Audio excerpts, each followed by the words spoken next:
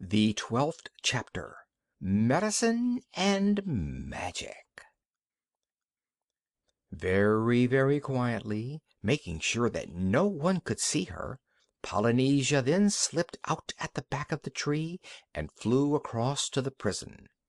She found Gub-Gub poking his nose through the bars of the window, trying to sniff the cooking smells that came from the palace kitchen. She told the pig to bring the doctor to the window, because she wanted to speak to him. So Gub-Gub went and woke the doctor, who was taking a nap. "Listen," whispered the parrot, when John Dolittle's face appeared. "Prince Bumpo is coming here tonight to see you, and you've got to find some way to turn him white. But be sure to make him promise you first that he will open the prison door and find a ship for you to cross the sea in." "That is all very well," said the doctor, "but it isn't so easy to turn a black man white. You speak as though he were a dress to be re-dyed. It's not so simple. Shall the leopard change his spots, or the Ethiopian his skin, you know?" "I don't know anything about that," said Polynesia impatiently.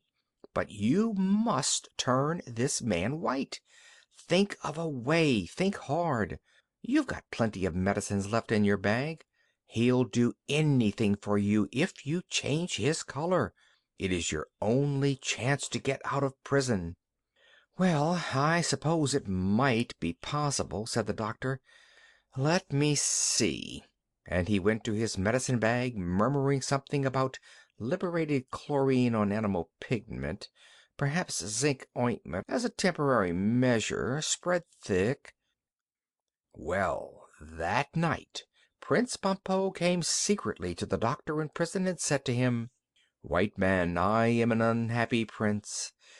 Years ago I went in search of the Sleeping Beauty, whom I had read of in a book, and having traveled through the world many days, I at last found her, and kissed the lady very gently to awaken her, as the book said I should. 'Tis true indeed that she awoke, but when she saw my face she cried out, 'Oh, he's black!' and she ran away, and wouldn't marry me, but went to sleep again somewhere else. So I came back full of sadness to my father's kingdom. Now I hear that you are a wonderful magician and have many powerful potions, so I come to you for help. If you will turn me white, so that I may go back to the Sleeping Beauty, I will give you half my kingdom and anything besides you ask." "Prince Bumpo," said the doctor, looking thoughtfully at the bottles in his medicine bag, "supposing I made your hair a nice blonde color, would not that do instead to make you happy?" "No," said Bumpo, "nothing else will satisfy me. I must be a white prince." "You know it is very hard to change the color of a prince," said the doctor. "One of the hardest things a magician can do. You only want your face white, do you not?" "Yes, that is all," said Bumpo, "because I shall be wearing armor and gauntlets of steel, like the other white princes, and ride on a horse." "Must your face be white all over?" asked the doctor. "Yes, all over," said Bumpo, "and I would like my eyes blue, too, but I suppose that would be very hard to do." "Yes, it would," said the doctor quickly. "Well, I will do what I can for you. You will have to be very patient, though. You know with some medicines you can never be very sure. I might have to try 2 or 3 times. You have a strong skin, yes? Well, that's all right. Now come over here by the light.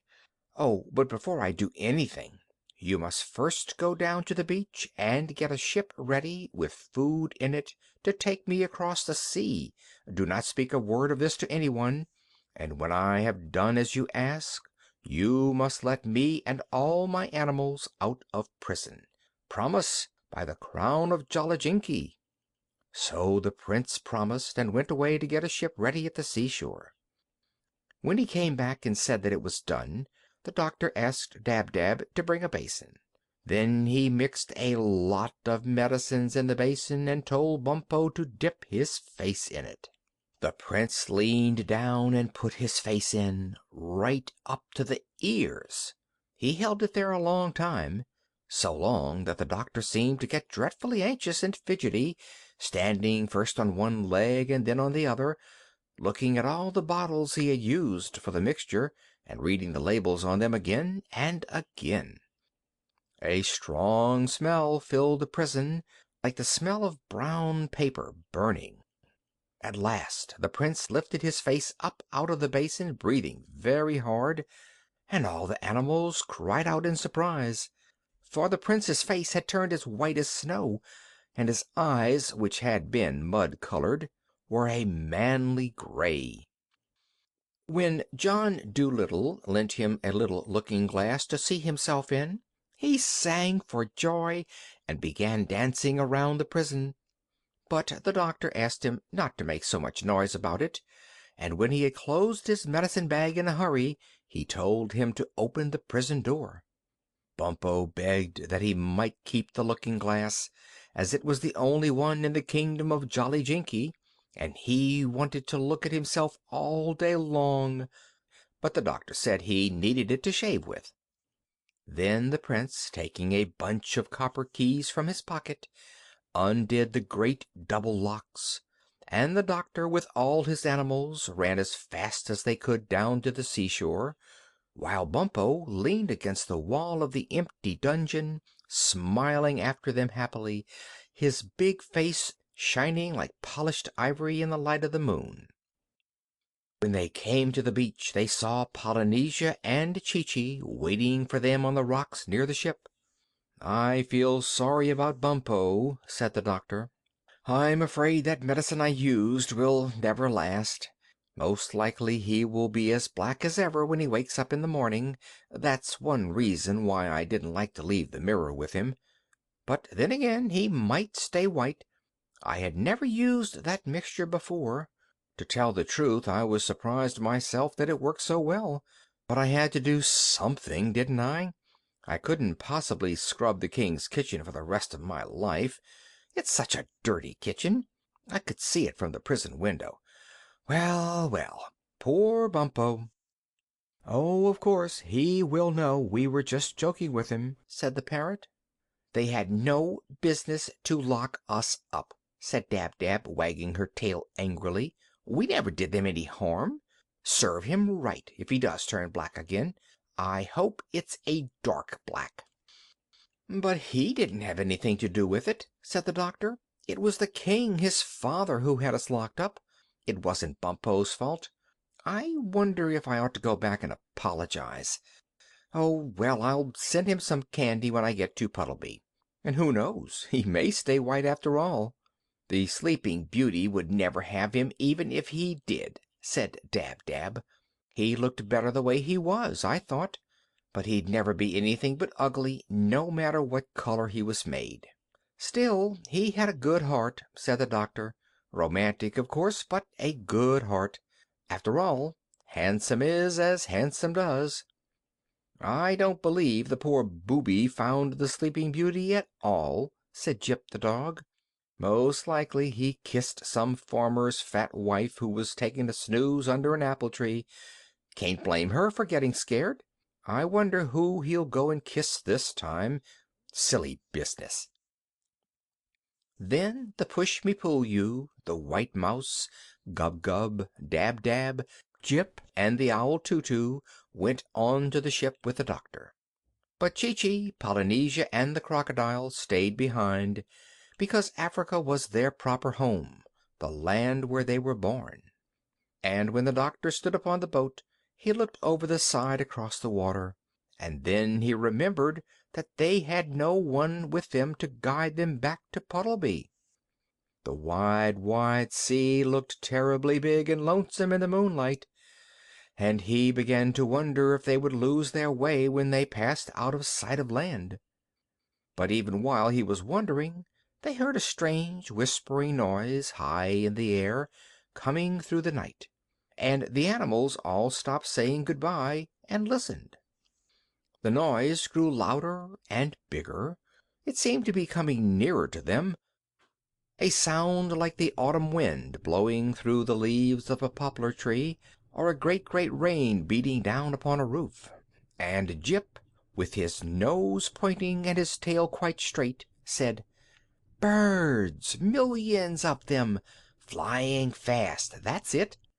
And then they all looked up, and there, streaming across the face of the moon like a huge swarm of tiny ants, they could see thousands and thousands of little birds.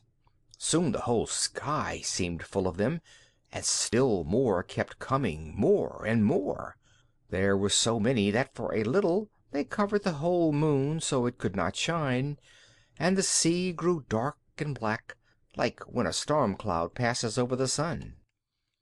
And presently all these birds came down close, skimming over the water and the land, and the night sky was left clear above, and the moon shone as before. Still never a call nor a cry nor a song they made, no sound but this great rustling of feathers, which grew greater now than ever. When they began to settle on the sands, along the ropes of the ship, anywhere and everywhere except the trees, the doctor could see that they had blue wings and white breasts and very short feathered legs. As soon as they had all found a place to sit, suddenly there was no noise left anywhere. All was quiet, all was still. And in the silent moonlight John Dolittle spoke. "I had no idea that we had been in Africa so long. It will be nearly summer when we get home, for these are the swallows going back. Swallows, I thank you for waiting for us. It is very thoughtful of you. Now we need not be afraid that we will lose our way upon the sea. Pull up the anchor and set the sail." When the ship moved out upon the water, those who stayed behind, Chee-Chee, Polynesia, and the crocodile, grew terribly sad, for never in their lives had they known anyone they liked so well as Doctor Dolittle of Puddleby-on-the-Marsh. And after they had called good-bye to him again and again and again, they still stood there upon the rocks, crying bitterly and waving till the ship was out of sight. End of chapter 12.